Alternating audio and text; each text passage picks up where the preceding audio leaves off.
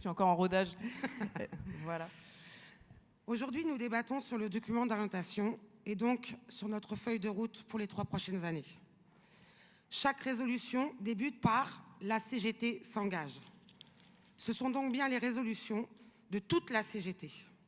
Chacun doit savoir se remettre en cause, en question, pour améliorer, modifier, faire évoluer nos pratiques syndicales, pour imposer au monde du capital notre projet de transformation de la société. Et il fera l'objet d'un rapport d'activité dans 3 ans. Vous allez me dire pourquoi cette camarade se sent obligée de nous expliquer ce que nous savons déjà. Eh bien non. Force est de constater que tout le monde n'a pas tout compris ni mesuré.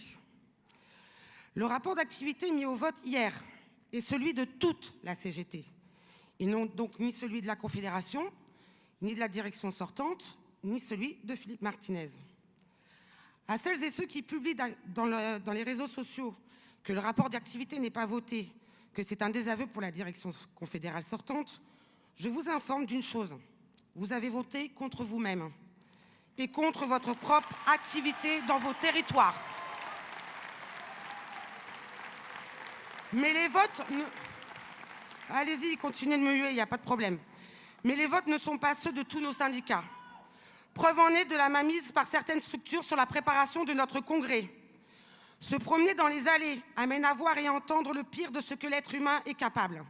Pression, menaces, vote orienté.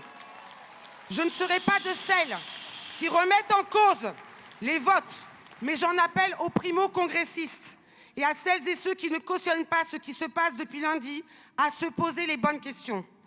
Voulons-nous que demain, notre organisation tombe aux mains de certains qui usent de menaces et de pressions verbales et qui font des bras d'honneur à nos règles et valeurs de fraternité,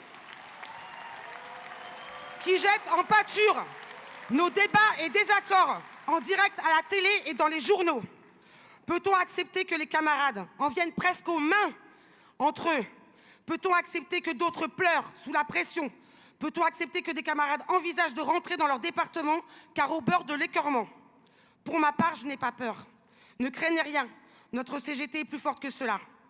Mes camarades, et je ne parle que de celles et ceux que j'ai nommés à l'instant, intervenez, débattez sur ce document d'orientation ambitieux et dites haut et fort que ce que vous pensez depuis le début de notre congrès. La CGT n'appartient à aucun d'entre nous. Elle est notre héritage et nous avons collectivement la responsabilité de la transmettre aux futures générations. C'est notre responsabilité. C'est notre responsabilité. Vive le 53e congrès, vive la CGT. Merci Géraldine.